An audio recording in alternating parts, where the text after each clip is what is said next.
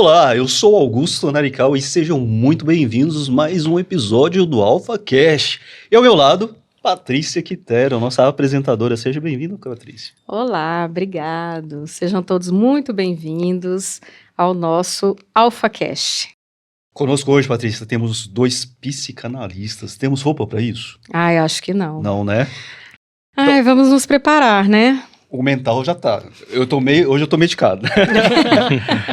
Conosco hoje o Arthur Lemes e Rafael Oliveira. Vou começar pelo Arthur e você fala do Rafael, pode ser? Pode ser. O Arthur Lemes é psicanalista, graduado em psicologia pela Universidade Salgado de Oliveira, membro de grupos de estudo e formação em psicanálise freudiana e lacaniana pelo Instituto Cartazes. Instituto Catarses. Catarses. Eu não dou conta de falar esse negócio, não.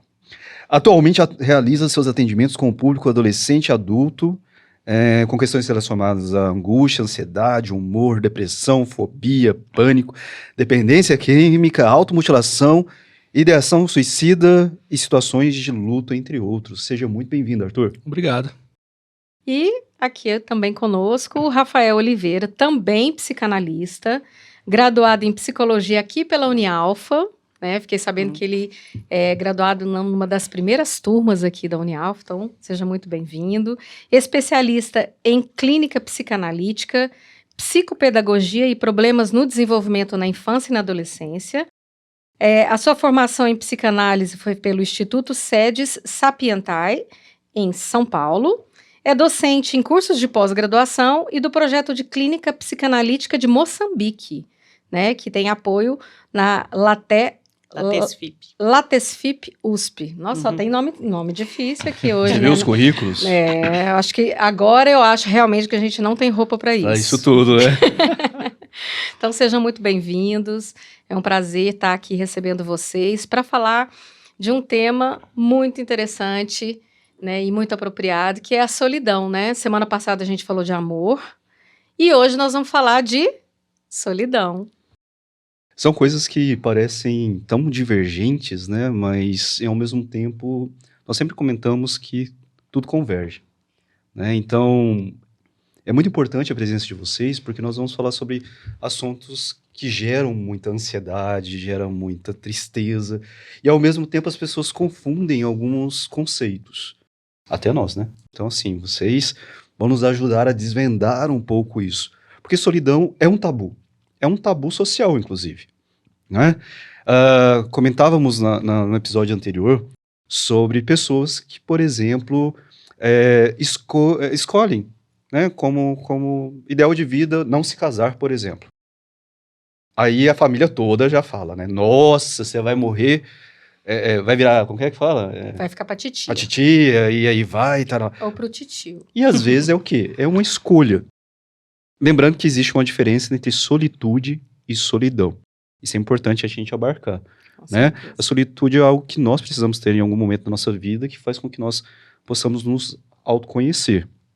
E ao mesmo tempo a solidão, nós temos uma abrangência gigante de conceitos e contextos. Nesse caso a gente passa para os especialistas no assunto. Para isso eles estão aqui, né? Para tirar todas as nossas dúvidas. E se a gente falar besteira, por favor, nos corrija. Exatamente. Arthur, para você, qual é a definição de solidão? Solidão. Pegando um gancho no que vocês acabaram de falar, que na última semana falaram sobre amor, né? Então a música da Rita Lee, que infelizmente nos deixou há pouco tempo, né, que é o Amor e Sexo. E que tem uma frase que ela diz no meio da música: amor é um, sexo é dois. Então, a questão da solidão, seria interessante pensar quando não tem solidão, né? Porque a solidão, ela é algo inerente no ser humano, quando a gente pensa até mesmo na própria angústia, né, como produto da solidão. Então, a solidão, ela é algo que acomete a todo mundo. Em algum momento da vida, seria até redundante, mas sim em vários momentos da vida, né, a solidão, ela faz parte. Ou a questão é, como você falou, a coisa da solitude, né? É o que fazer com essa solidão. Se essa solidão vai ser uma solidão que vai aumentar o vazio que existe dentro de si mesmo, é uma coisa. Agora, se essa solidão ela foi em prol também de alguma construção, no sentido de o que vou produzir nessa solidão, né? Aquela expressão ser companhia de si mesmo, né? É uma coisa que é interessante, que é algo prático. Porque na nossa sociedade a gente vê muito isso, né?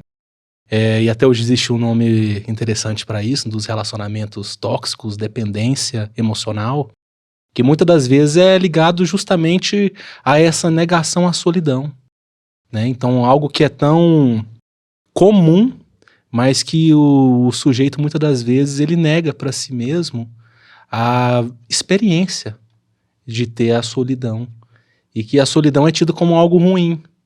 Mas se nós pensarmos na própria construção artística mesmo, a solidão ela é algo importante. Porque o poeta produz na solidão, o artista, ele pratica cenas em solidão, ele pinta em solidão. Então a solidão ela faz parte, é um processo. Os criativos também, né? Sim. A nossa atividade publicitária, jornalística, a gente escreve muito, né? Em momentos em que estamos sozinhos, né? A criação publicitária também ocorre nesses momentos. Isso, e a vida intelectual, ela é solitária também, né? Se a gente pensar mesmo, tem um filósofo, o Sertilanges, que ele fala na vida intelectual, ele fala que o processo é solitário, e é mesmo, né? O plantio é solitário, mas a colheita, ela é comunitária, né? Pelo menos eu não lembro de ter plantado arroz hoje, mas eu comi, né? Então, assim, é uma coisa assim que, né, o conhecimento, se você o absorve, aprende, você pode transmitir também. Então, isso é coletivo, né? Então, eu acho que a solidão, ela faz parte, sim. E aí, Rafael, você concorda com o Arthur? Sim, né? Qual é a sua visão disso? Eu concordo, né, com o estudo que ele trouxe, né? Acho que a solidão, ela é constitutiva da vida psíquica, né? Não é à toa que é uma coisa até importante.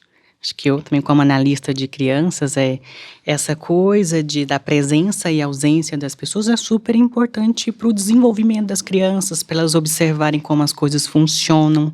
Não é à toa que eu gosto muito de um analista que ele até mesmo fala, deixe uma criança sozinha, que foi o Winnicott, e ela vai poder criar uma criança que consegue fazer isso.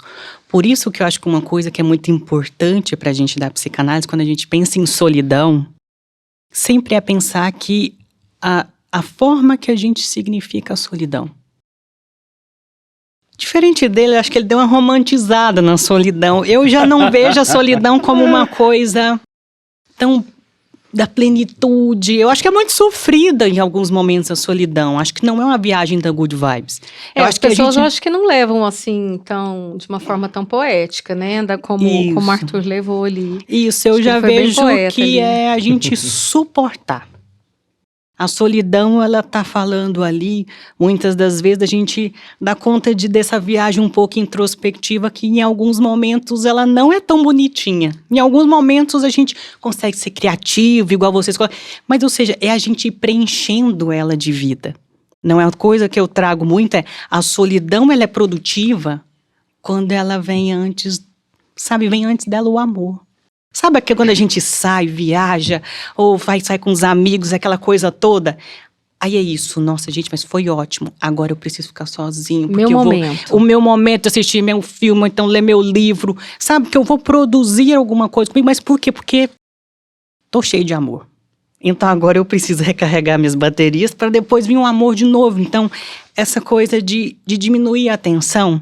Então a solidão, ela pode ser interessante nisso. Nesses momentos. Esse ponto de equilíbrio seria, isso, né? Sabe aquela coisa de você suportar, mas veio o amor antes.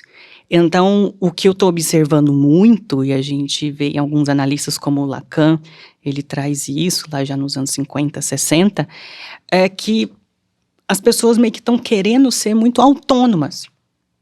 E essa autonomia está sendo vista como bacana, essa solidão. Eu vou sozinho ali, não sei o quê, e faço isso, isso, aquilo.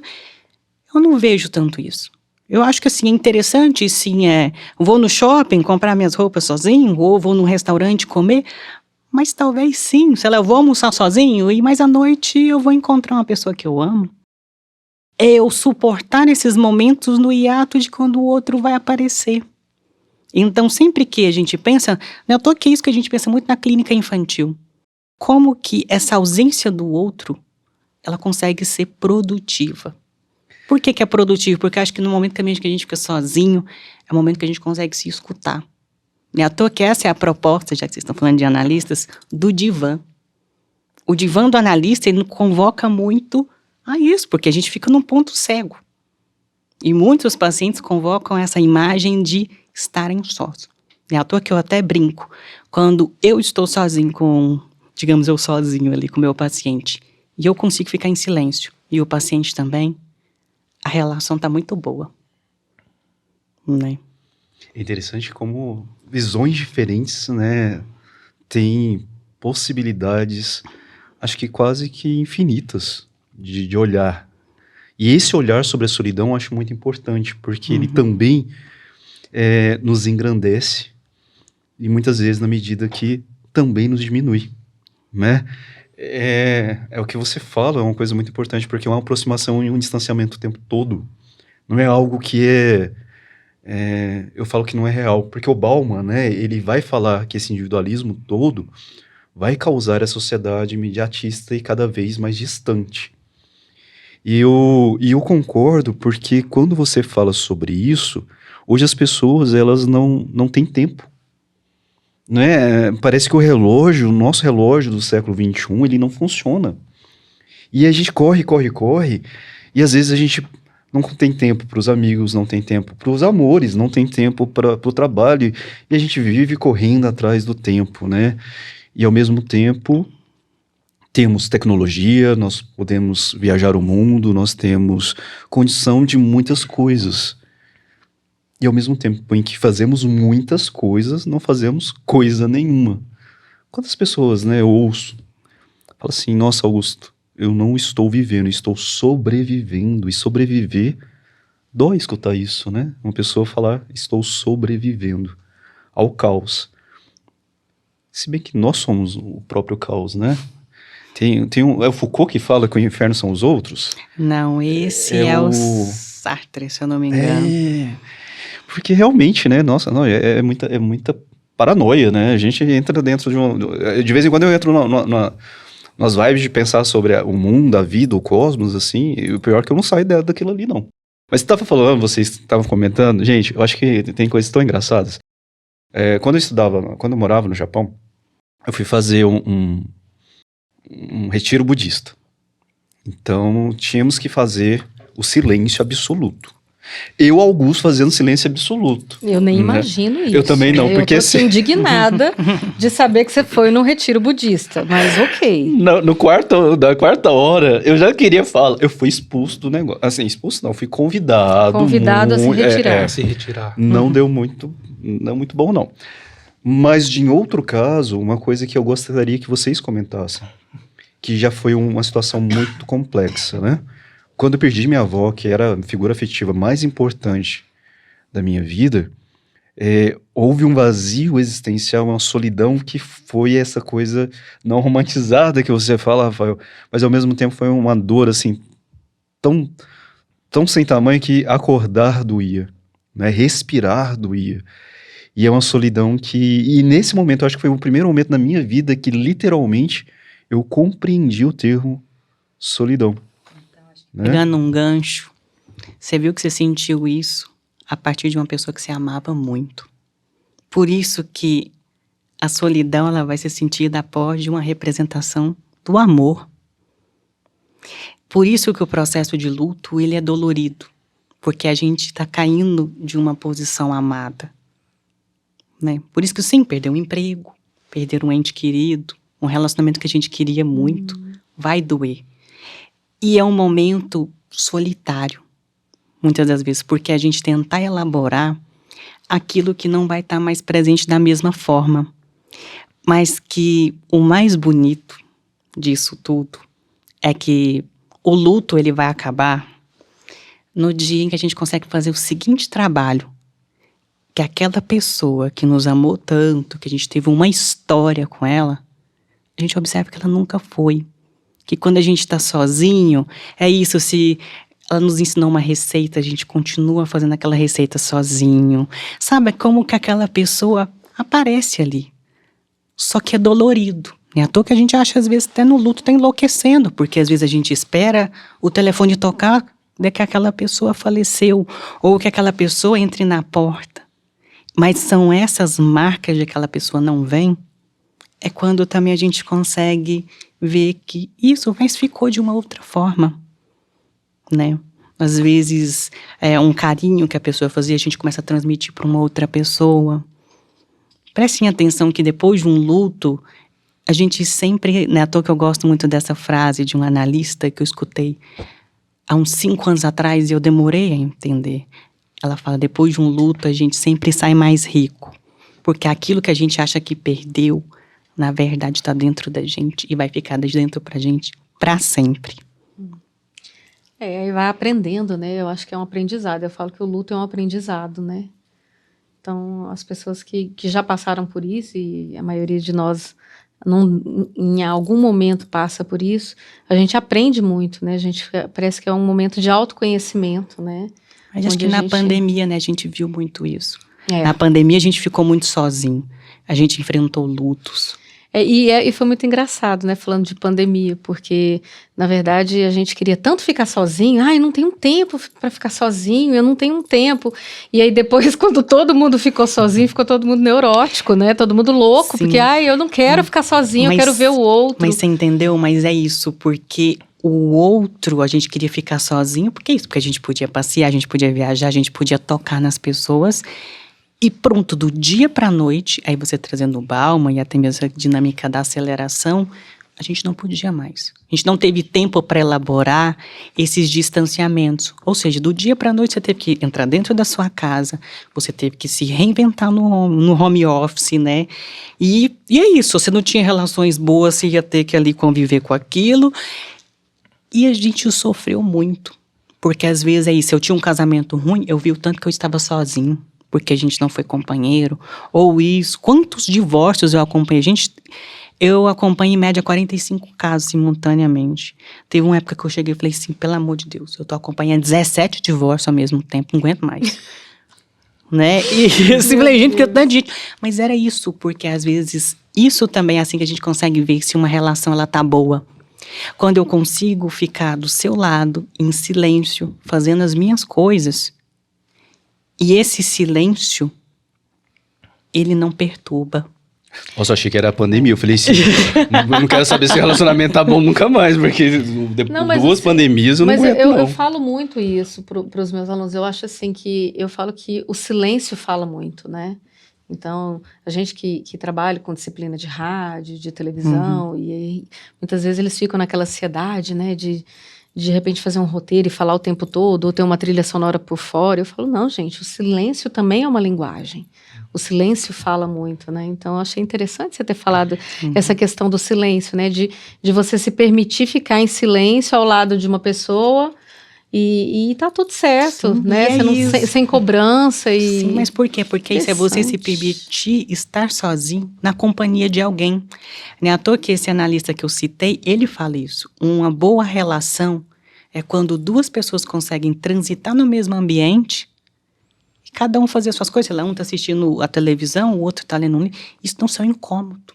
Mas como eu vejo muito em relações que estão acabando, quando vem esse silêncio, quando você se sente só, aquela pessoa ali do lado, ela te incomoda, ela te angustia. Então é onde a gente precisa, nessa solidão, da taça de vinho, de alguma coisa para me tirar daquela solidão. Por que isso? Porque não tá vindo o amor, não tá tendo aquela coisa mais. E isso da solidão, assim, no sentido de o silêncio acabar povoando isso, né? É algo que a gente vê na própria análise, né? Que até o Násio mesmo vai dizer isso. Que a solidão, ela também diz algo pra gente.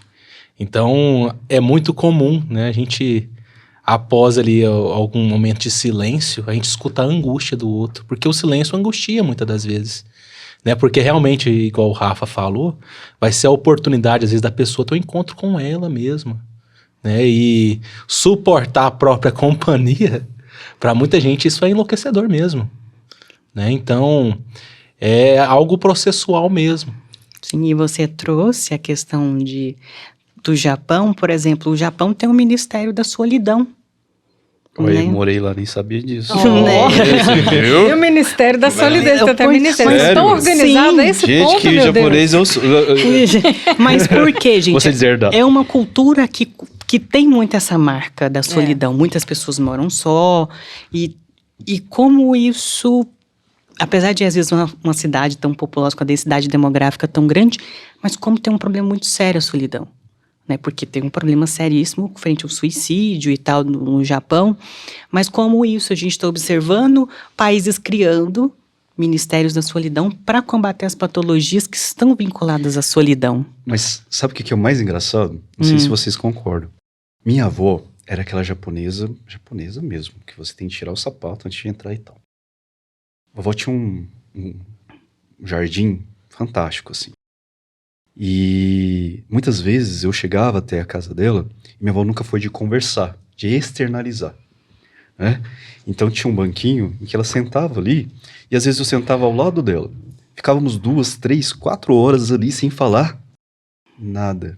Mas era uma conversa tão profunda e eu juro que uma das coisas que eu mais sinto falta, sabe, é de sentar, às vezes eu tô no meu orquidário, estou vendo as minhas plantas e tal. As coisas que eu mais sinto falta é daquele silêncio a dois que eu tinha com a minha avó. Em que nós conversávamos tantas coisas que às vezes, assim, do nada a gente olhava assim, ok, entendi, tá tudo bem. Aquela paz, sabe?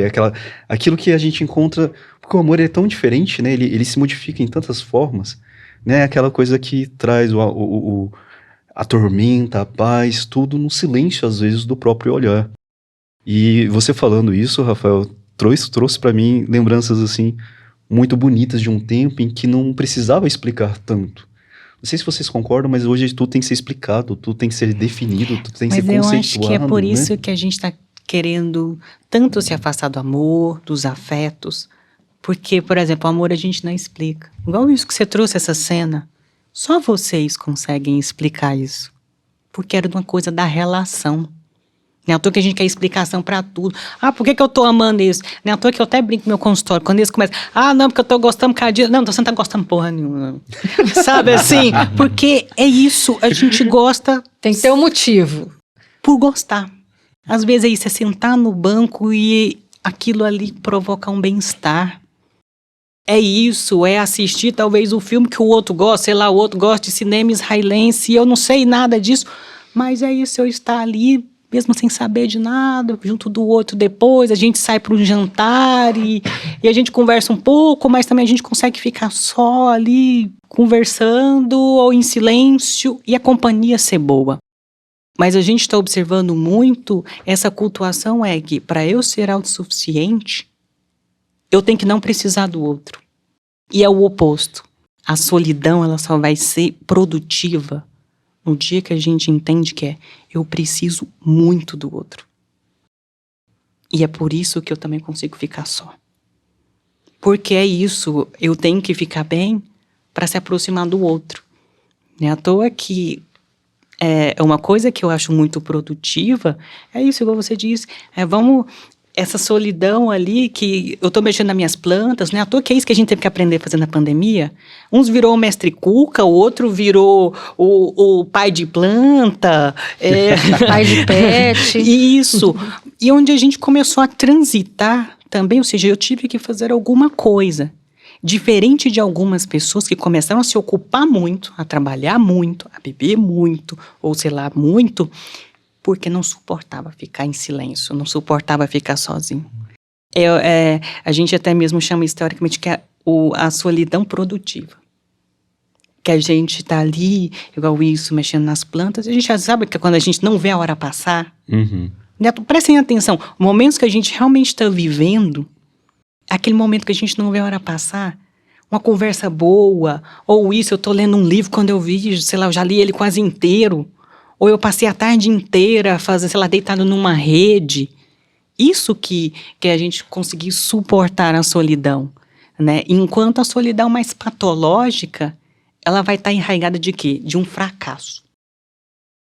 Se eu vou, sei lá, uma coisa que eu escuto muito, eu vou no restaurante comer sozinho, é isso, um adolescente vai tirar uma foto e me escrever lá solidão ou muita autossuficiência, alguma coisa assim. É conseguir suportar isso, que a solidão não é um fracasso. Mas desde que ela venha enraigada disso, que ela é mais uma das posições da vida. Porque a gente vai perder as pessoas e a gente vai sofrer. A gente vai ficar sozinho, a gente vai amar.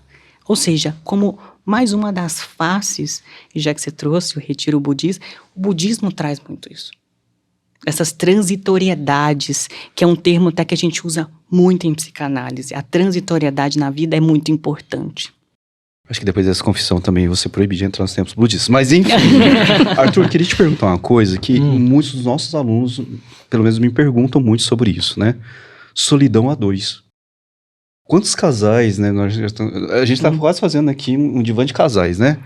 Sobre relações. Um divã para dois. Um divã para dois, ótimo. Como que você vê essa questão de muita gente está com muita gente, mas ao mesmo tempo muita gente está sozinha, né? E as pessoas falam assim, nossa, Augusto, acho que a pior tristeza é estar com alguém e se sentir só. Eu já passei por isso, acho que quase todo mundo deve ter passado em algum momento, principalmente nesses relacionamentos tóxicos, né, que nós nos colocamos muitas vezes. Como você vê essa questão da solidão a dois? Seria interessante pensar, né, com essa questão do a dois, a questão do próprio amor, né, no sentido assim, o que você demanda para o outro e o que você enxerga no outro também. Porque o que mais tem também é a questão de você criar fantasias, ilusões, esperar e demandar do outro algo que não é dele, né? Então é muito comum essa coisa do estar junto, mas se sentir só, quando a gente pensa nessa questão da projeção, né? Não, eu quero alguém que me faça isso, eu quero alguém que me consiga tal coisa. Só que a questão é que a agonia, ela pode até mudar de forma, a solidão pode até mudar de forma, mas ela não encerra para ninguém. Bukowski fala isso em um livro dele mesmo que chama Você Fica Tão Sozinho às Vezes que Até Faz Sentido. Né? Um dos contos que ele conta, o final é esse. Justamente porque, por mais que você esteja com alguém, a solidão não vai te abandonar. Ela vai fazer parte da sua vida. Então, você se relacionando com o outro, colocando uma projeção, uma expectativa muito grande, algo que é de sua responsabilidade, de a sua alçada, isso tende ao fracasso mesmo. E aí entra nessa coisa patológica, igual o Rafa falou, né? Porque a questão patológica mesmo da própria solidão, mesmo você estando com outra pessoa, é você começar a se rechaçar, né? Nossa, eu tô sozinho, mas eu tô namorando, tô me sentindo solitário, o erro é eu, não, fulano é isso. Então, assim, é realmente aquele momento que aí sim você precisa ter um momento para você pensar. O que está acontecendo e como que você recebe essa imagem, já que o toque e o olhar é o que constitui, né, nosso mundo psíquico, se a gente pensar assim. Então é pensar o que do outro ali chega para você, no sentido do que você espera desse relacionamento, qual que é o seu papel também ali dentro, o papel do outro, né? Porque senão, se for nessa questão apenas idealizatória, ela realmente tende ao fracasso.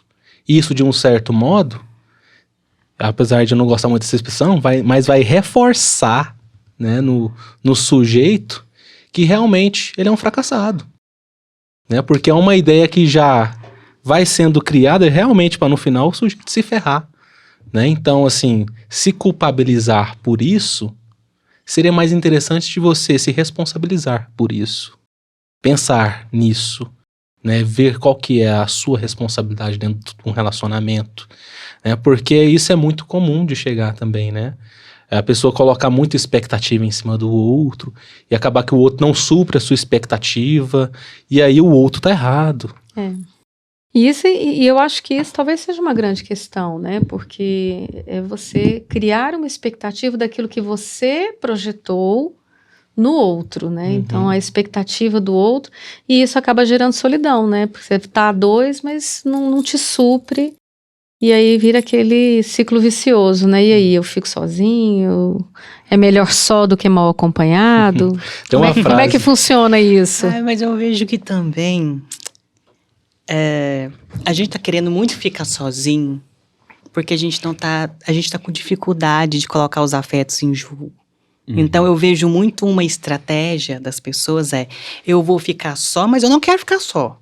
Porque esse é o plano do inconsciente também, né, gente? A mesma pergunta, o sim ou não pode ser. Tipo, eu quero alguém, mas eu não quero depender dela. Eu não quero ter essa sensação de que eu tô preso. Rafael, e mais sério, só te cortando, Uhum. mas talvez mais sério do que isso, e complementando o que você fala, não sei se você concorda, mas nós estamos colocando as pessoas num ideal que não é real. As pessoas, para namorar conosco, elas têm que ter aquilo que você está falando, da listinha. Pá, pá, pá, pá, pá, pá, pá. Mas chega um ponto dessa lista que o ser humano, ele já não existe. Já está muito além daquilo, Não é né? à toa que isso é o oposto. Para eu amar, a gente tem que pegar essa listinha narcisista que a gente tem, jogar ela fora. Uhum. É aí que eu sei que eu amo. Não é à toa que vem a angústia. Fala assim, gente, mas não tem nada aqui que explica por que eu amo. Mas é tão bom. E pra amar tem que rebaixar o narcisismo mesmo. Sim, a gente tem que abandonar essas coisas e é difícil. Por quê? Porque isso fala de entrega. Então, muitas pessoas usam a solidão também como uma forma de não se aproximar do outro. É à toa que algumas estratégias de funcionamento de algumas formas de subjetivação, é sempre isso, ela vai se afastando do outro. Mas eu vejo que é isso, muitas das pessoas criticam, né, essa coisa de, eu não quero ficar sozinho. Mas entende? Intimidade, que eu acho que agora seria importante a gente falar disso, intimidade é eu mostrar meus defeitos. Intimidade é mostrar o que eu não dou conta. Então, se o outro entra na minha vida e eu deixo, com o tempo, criar-se intimidade, eu vou mostrar minha falha. E hoje em dia, na nossa cultura, isso não é aceito, porque a gente vive, como o Byung coloca, a sociedade de uma performance. Então, o que acontece? E no amor, o que a gente fala? Eu quero isso, eu quero isso, eu quero isso. Aí, quando chega lá, eu falo, eu não dou conta. Eu tenho outra coisa para entregar. Então, acho que o Lacan propõe isso. Amar é dar o que não se tem. Para alguém que não quer. Por isso que ele até complementa depois, num dos seminários mais para frente, que me fugiu agora a cabeça, o amor, ele está vinculado a um dom. Que é o quê? Eu inventar com o outro. E para eu inventar, eu tenho que estar disposto a mostrar a minha falha, o meu mais íntimo. Não é a gente igual o dia inteiro, aqui a gente tira foto, não sei o que, o prato macarrão e não sei o que, e isso e aquilo. É uma vida de Instagram. A vida do Instagram, que todo mundo acha que é feliz, bonito, e é isso, eu tô te conhecendo, então o que você quer ver? Você quer ver um nudes meu? Você quer ver a foto disso? Você quer ver a foto do malhando na academia? Isso não é intimidade.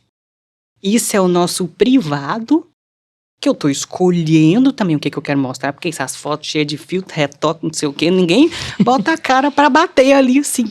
E você entende? Quando eu topo o outro entrar, ele vai me ver com bafo, ele vai me ver descabelado, ele vai me ver chorando, ele vai ver o dia que eu não dou conta, ele vai me ver no dia que eu tô cansado. Só que isso é quase insuportável na sociedade de hoje, porque a gente acha que a gente é amado pelo que a gente entrega. E eu até brinco, o mágico da relação com o outro eu não preciso entregar nada. E o outro também não precisa. Ou seja, a gente só tem que ter coragem o suficiente para se abrir. Então, e para se permitir, né? Sim, mas o que a gente vê hoje? Rafael, não vou falar que eu gosto dele não, que você vai me chamar de emocionado, sei lá, mas o quê? Não é isso que a gente escuta? Essa expressão tá ficando na moda agora, né? Mas é por isso... Emocionada, a pessoa emocionada. Sim. Eu falei, lógico que a gente tem que ser emocionado. Não entendi essa expressão muito bem. Ué, mas tem que ser, gente. Ótimo pra nós analisar. A gente tem que ser emocionado. Gente, tanto que o Freud era uma pessoa emocionada. Você cata as cartas que ele escrevia pra mulher dele. Gente, era a coisa mais linda da face da Terra. E em muitos momentos ele fala até mesmo da solidão. De como ele estava com saudades dela. De como ele queria ela próxima. Porque vamos pensar, antigamente era isso. Você mandava uma carta, sei lá, quantos dias chegava uma carta.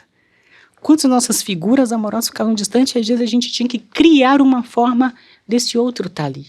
E ao mesmo tempo de suportar ficar sozinho. Mas hoje é isso. Hoje a gente tem um smartphone que pode mandar mensagens. Toda essa aceleração que a gente vê está muito vinculada, por exemplo, às patologias. Tudo hoje é muito rápido. Os relacionamentos também. E é isso, eu acho que não deu certo porque eu não entreguei porque eu não fui o mais bonito, ou a minha performance sexual não foi a perfeita, ou isso, a gente fica caçando motivo o tempo inteiro para mostrar como que a gente é falho também. É. E eu queria fazer uma pergunta para o Arthur, que trabalha com adolescentes.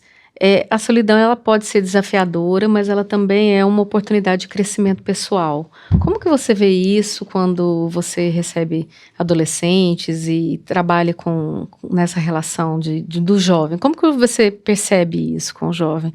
Eles entendem isso como a solidão como algo desafiador e de crescimento ou não? Como é que eles lidam com isso aí? É interessante pensar no adolescente, né? Porque é um momento assim que a pessoa ela tá realmente, entre aspas, né, se descobrindo. Então vai ter os grupos, né? Então normalmente procura-se os semelhantes. E isso é uma coisa interessante porque às vezes a pessoa ela não faz parte dos semelhantes dela, mas ela aceita estar fazendo algumas coisas realmente para fazer parte. Então a solidão, ela aparece aí de plano de fundo, né? Com uma maneira que o sujeito realmente tenta escapar dela. Então essa coisa, se é algo desafiante, eu diria que é muito desafiante para o adolescente, enquanto ele, às vezes, por ser solitário, e às vezes isso acontece, alguns pacientes chegam que reclamam de não ter amigos, né, de não saber o que fazer, se sentir inferior dentro de uma conversa, né? Então, assim, parece que tudo vai empurrando o sujeito realmente para ocupar esse lugar do solitário, né? Mas essa questão, realmente, ela é desafiadora, né? E quando a gente pensa no amor, né? Igual o Rafa falou, essa frase do Lacan é fantástica. Amar é dar o que não se tem àquele que não o quer, né? E isso faz todo um semblante, assim, faz todo um arcabouço interessante para a gente pensar, né, no próprio processo de amor dos adolescentes, né? Se a gente for pensar no nosso primeiro amor, qual foi o nosso primeiro amor? É muito raro alguém que até hoje tá com esse primeiro amor, né? E para amar é necessário ter muita coragem mesmo, porque é mostrar os furos que se tem, né? Mostrar o seu frágil, né? Mostrar que você é falho, que você também tende a ser alguém que pode fracassar, né? E esperar do outro, né? Como se você se colocasse ali, de um certo modo, figura de linguagem, né? De joelhos, esperando que o outro também, de um certo modo, mostre os seus furos, abra-se para você. Mas isso para o adolescente, enquanto alguém que muitas das vezes é muito cheio de crenças, que escutou de um, de outro, e muitas das vezes não tem o seu próprio pensamento definido, né? Isso se torna algo complicado, porque começa a pensar muitas das vezes que o erro é ele, né? No sentido assim, eu não tenho amigos porque ninguém gosta de mim. Aí começa a entrar aquela coisa patológica, né? De autopunitivo, aí começa a fazer movimentos ali que, de certo modo mesmo, o colocam nesse lugar. Então, realmente, a solidão é um desafio para os adultos. Imagina para os adolescentes, né? Que é tudo assim tão... Sim, mas uma coisa que eu posso dizer até mesmo como um analista que trabalha com crianças dentro do espectro autista, então, ou seja, eu lido com a solidão o tempo inteiro, né? No início, pelo menos, de um tratamento. É isso, hoje se a gente tem essa coisa mais reservada, eu sou também, trabalho com adolescentes, se eu sou mais tímido, pronto, o menino tá dentro do espectro, ou seja, a gente também tá vendo que se eu não tô tendo tempo para aprender. Não é à toa que, não sei se você tá vendo isso também, Arthur, os meus adolescentes estão chegando, às vezes, aos 18 anos, sem ter nunca namorado. Sem nunca ter, ou então muitas experiências muito escassas. Porque também não estão conseguindo, e essa dinâmica pandêmica, não vou mentir, acho que foi horrível, porque você tirou 3 anos em que eu estava na escola, beijando na boca, aquelas coisas todas que todo mundo faz, e você não tem. Então, aí você jogar no mundo das feras, e a adolescência ela é muito difícil, porque você começa a mobilizar sentimentos que você nunca se colocou à frente deles, que é da nossa sexualidade, de um amor que vai para um outro campo, esse campo um pouco mais erótico. E uma sociedade que massacra, que mostra a pornografia é uma coisa extremamente ali que mostra um ideal. Então, o que eu vou fazer? Eu vou ficar dentro do meu quarto, escutando música, eu não vou me colocar, e as mães chegam loucas, né, lá no meu consultório, né, o menino sai do quarto, o menino namora, o menino não sai, o menino vai... E a solidão está sendo uma coisa muito comum, né, à toa que o Brasil já está sendo um país em que jovens, parece que a última pesquisa que eu vi, eu achei assustador, a cada 5 jovens, um não tem nenhum amigo, não tem nenhuma pessoa próxima. E a gente já tem dados como esse que eu pensava em culturas asiáticas ou europeias, que às vezes a cultura latina a gente tem essa coisa de uma aproximação muito grande do outro. E a gente vê isso no Brasil, me assusta bastante. Então, ou seja, mas isso fala do quê? De uma fragilidade. Então, se eu não... Sabe aquela... Porque a dinâmica narcísica, quando ela é frágil, é isso. Se eu não tenho um brinquedo para brincar com você, eu nem brinco. Ou quebra. Então, o que acontece? E o que a gente aprende na relação é o oposto. Ou eu não tenho um brinquedo, mas vamos construir um juntos. Ou vamos brincar de outra coisa. O que eu percebo é que a sociedade é muito cheia de estereótipos, né? E aí eu vejo até, às vezes, nas minhas amigas, mães, que também são mães, como eu, e que muitas vezes eles falam, meu filho não sai de dentro do quarto, ou ele tem um comportamento assim, ou, né, divergente de um outro adolescente da mesma idade, ou de né, do seu filho, por exemplo. Seu filho é tão expansivo, tão comunicativo, o meu não é, o meu é calo. Então, parece que exige-se um comportamento... E um padrão, né? Ou seja, um padrão. Não é à toa que é isso. Um dia eu estava num grupo de escola, com a mãe estava me mostrando, é isso, quem tem a letra cursiva mais bonita, quem tem isso. Então, ou seja, os filhos também entram como se fosse uma disputa narcísica. Então, é isso, o filho bacana é o que é o mais bonito, o que conversa com todo mundo, e o que às vezes... E isso também tem pessoas que são mais introspectivas, gente. Isso faz parte de algumas pessoas. Isso também está sendo visto como um fracasso. É como se o eu não fosse importante. Todo mundo tem que ser igual. E aí eu falo muito isso. Eu falo, não, mas cada um tem a sua forma de viver, de lidar e de fazer. Aí e alguns falam assim, não, seu filho é muito expansivo porque você é da comunicação, seu marido é da comunicação, né, jornalista, publicitário, por isso que ele é expansivo. Eu falei, não, acho que não, acho que é porque ele é assim, né? Sim. Mas é que a gente também está tendo muito isso. Então, se eu não sou desse jeito, não é à toa que você trouxe um exemplo. Sua avó é uma pessoa que está com o outro, mesmo sendo uma pessoa mais calada. Às vezes uma pessoa conversar demais também, ele está tentando... te neutralizar. Porque tem gente que conversa demais para o outro não aparecer. Verdade. Então a gente também fica muito nesse história. Então, uma pessoa que conversa, que é uma da festa, que chega gritando, aquelas coisas todas que... Faz muito barulho, Isso, né? essa é uma pessoa que tá bem. Às vezes não. Às vezes é um problema seríssimo.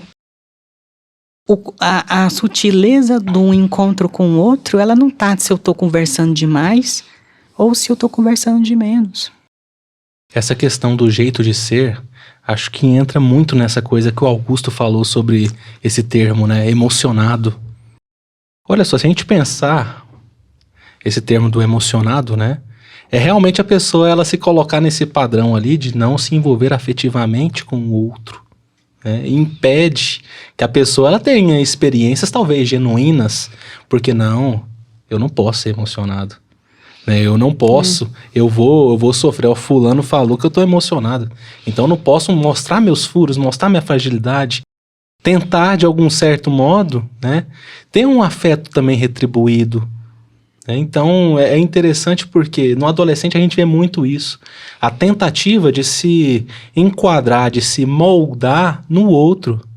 Né? Quando a gente recebe na clínica mesmo adolescentes com questão de automutilação, né, muitas das vezes, a gente, ao investigar, vai ver que essa questão da automutilação, muitas das vezes é uma resposta, um ensaio de morte, alguma coisa no sentido ali de que algo não está certo, não está dando certo na vida desse sujeito, por mais que seja alguém jovem, mas que às vezes é tão forte a angústia que transborda. E aí vem as automutilações, mas vai investigar muitas das vezes, né? Isso acontece muito, a pessoa se comparar. Olha, eu não tenho um corpo tão bonito igual a minha mãe, igual a minha irmã, igual a menina da minha sala. Fulano terminou comigo porque queria ficar com fulano, porque eu não tenho isso e ela tem. Então, existe uma tentativa muito grande, né, se a gente pensar na questão da identificação, de o sujeito se identificar muitas das vezes com aquilo que ele quer ser, e não com aquilo que ele é, né? Mas aí a gente também se depara com muitas coisas nesse sentido.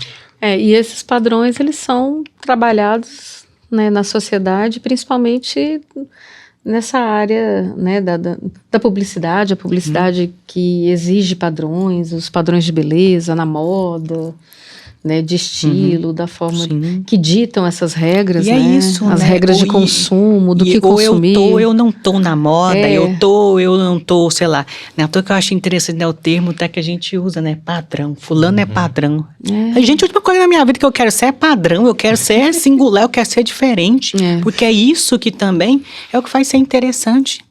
E é isso que a gente confronta quando a gente se coloca mas na com o adolescência eles não pensam assim, né? Ser singular é ser excluído, né? Sim, mas a gente também entende que na adolescência é um momento em que eu tô tentando ver como que eu vou ser desejado pelo outro. Então é o quê? É isso, eu tenho que ter o cabelo assim, eu tenho que fazer isso, eu tenho que fazer aquilo. Só que não funciona, né? Mas talvez, Rafael, porque... Não sei se vocês concordam, mas no passado, hoje nós temos acesso à informação, então às vezes eu vou no Google e procuro saber. Mas antigamente nós não tínhamos. Nós tínhamos poucas referências, bibliotecas físicas para poder Nós tínhamos estudar. a Barça. Não, mas tínhamos a Barça quem era rico. Que a Barça, inclusive, entrava no testamento. O pobre, coitado, não tinha Barça, não. Mas eu me lembro de uma coisa que você fala que para mim foi muito chocante. Para quem não sabe, meu nome é Thiago Augusto Narikawa, né? Então, ao vivo é a primeira vez que eu tô falando isso, né? Gravado, enfim. Eu não gosto do Thiago. Eu não me identifico com esse nome de jeito nenhum. Porque eu fui tão massacrado na infância por ser oriental. Eu era o único oriental em tudo. Então eu era o diferente, eu era o nerd, eu era o cara estranho, eu era o cara que só estudava, o cara que gostava de poesia, de tocar piano, né? Então aquele negócio foi me limitando. E eu fui entrando dentro de uma solidão que já era, né? Porque eu era tão calado, porque eu tinha tanto medo de falar, e as pessoas me verem, que eu me anulei completamente até a adolescência. E eu morria de medo das pessoas me verem. Tanto é que ninguém quase fala esse nome, porque é um nome que pra mim, inclusive, nem me identifico com ele. Mas dói. As nossas dores, elas não podem ser menosprezadas. A nossa solidão, ela não pode ser minimizada. Tem gente que fala sobre a minha avó assim, mas faz tanto tempo que ela já foi, melhora? Não melhora.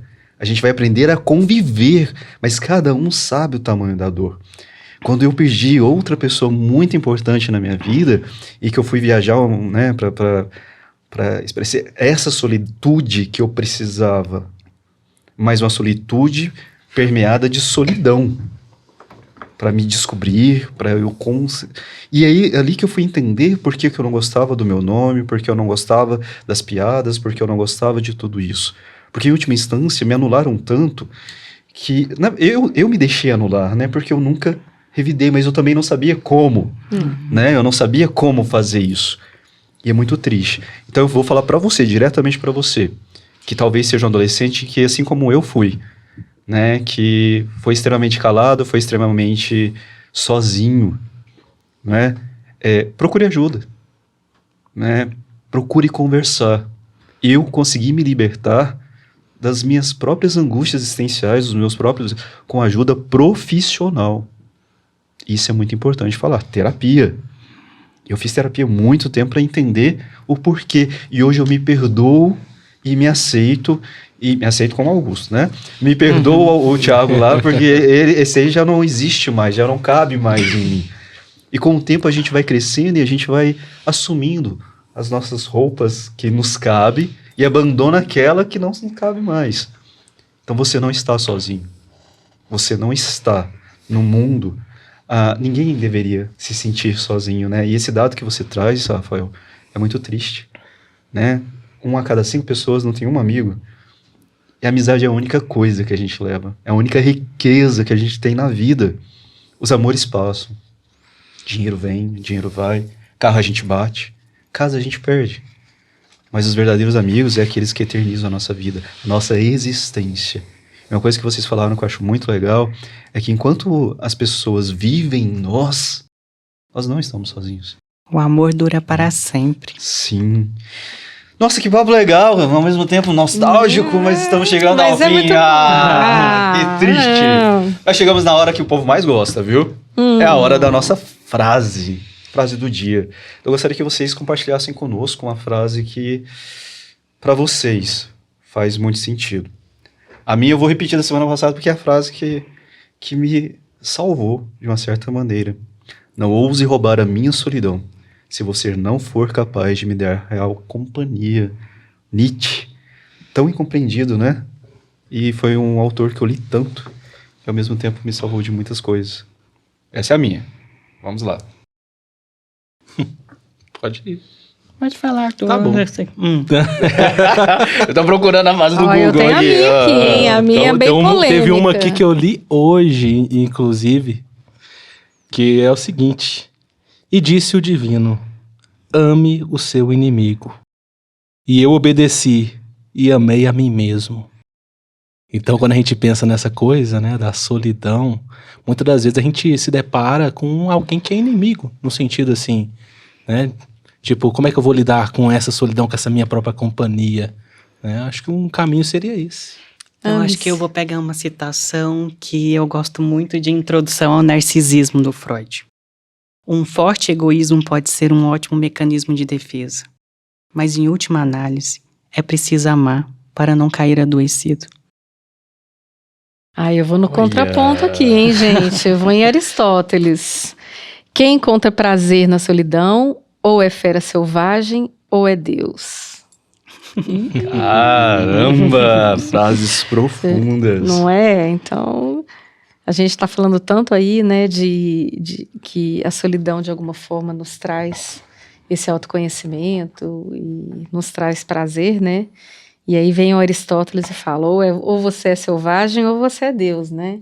Então, é bem polêmico, mas eu achei super legal a nossa conversa. Eu acho que é entender que realmente essa questão da solidão é uma experiência humana, né? E é muito bom sabermos que somos humanos, somos falhos e precisamos crescer e pensar sempre que essas experiências nos tragam autoconhecimento, né? Eu falo que a gente precisa sempre, em todos os momentos da vida da gente, seja nos momentos mais felizes, seja nos momentos mais solitários, a gente precisa reconhecer o aprendizado, aprender sempre, né? Que eu acho que é o mais importante, tirar o positivo de tudo isso, né? E pensar, né? E interessante pensar que solidão não é negativo, solidão pode ser algo muito positivo, muito prazeroso, desde que você consiga tirar bons frutos disso aí e aprender a partir daí. E olha só, quanto pensamento, né? Quantas reverberações de vozes que estão dentro de nós que vão se multiplicar. Eu espero que quem esteja assistindo que consiga refletir que a solidão ela pode ser algo bom e algo ruim, mas ela precisa em algum momento te transformar, né? Ela tem que impactar. E às vezes a gente reclama tanto, né? Assim como o Rafael falou, o Arthur também, a questão do luto, mas é no momento que a gente mais cresce, é no momento que a gente mais se conhece também, é no momento em que a gente fala, respira, vai dar certo. Então, assim, esse assunto, eu gostaria de agradecer muito a vocês por trazerem de uma maneira tão leve um assunto tão difícil, né? Eu revivi memórias que estavam adormecidas, literalmente, porque o nosso cérebro, ele é perfeito, né? Tem coisas que são tão difíceis, tão dolorosas, que ele vai fazendo desaparecer, né? E hoje, vocês fizeram reviver coisas assim que eu não falava há muito tempo. Então, a todas as pessoas, principalmente a professora Marilda, se ela estiver assistindo isso aqui, eu gostaria de agradecer. Lá no 3º ano do ensino médio, a senhora disse: tu te tornas eternamente responsável por aquilo que cativas. A senhora mudou a minha vida, minha trajetória e as minhas escolhas. Muito obrigado por ter acreditado em mim no ensino médio e por ter acreditado em que eu poderia ser quem eu sou. Muito obrigado a mim mesmo, né? Porque eu também fiz o meu papel e tô seguindo a listinha do que vai dar certo. Ou não. Mas um grande abraço a todos vocês. Muito obrigado a vocês. Patrícia, muito obrigado. Foi um prazer. E nos vemos no próximo episódio semana que vem. Até lá. Ok, tchau, tchau.